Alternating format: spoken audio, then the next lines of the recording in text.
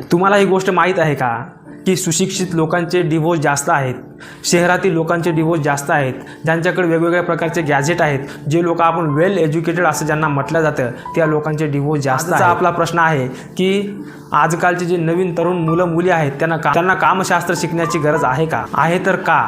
त्यांना तर ऑलरेडी सर्व येते।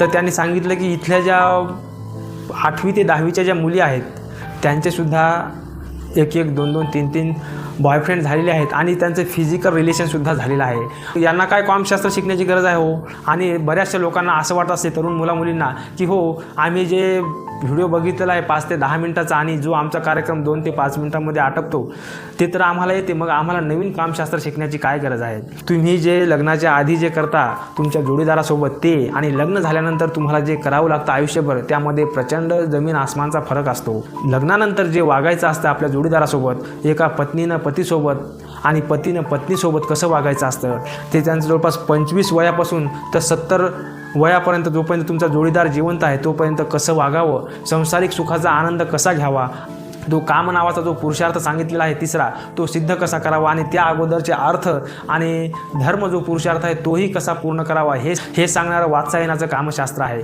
त्यामुळे त्याचे आपल्याला ज्ञान असणं अत्यंत आवश्यक आहे। कामशास्त्र हे जोडीदारावरती अवलंबून आहे आणि आजकाल जे सर्वात जास्त डिवोर्स रेट होत आहेत ते शिकलेल्या तरुण मुलींचे आहेत। म्हणजे त्यांना हे संभोग येत नाही असा विषय आहे का? तर 100% येतो, परंतु त्या मुलाला त्या पत्नीसोबत कसं वागावं हे कळत नाही, तिचं मन कसं समजून घ्यावं, कोणत्या काळामध्ये तिला आवडेल तसा संभोग कसा करावा हे याचं त्याला ज्ञान नाही। हे कामशास्त्र शिकवते।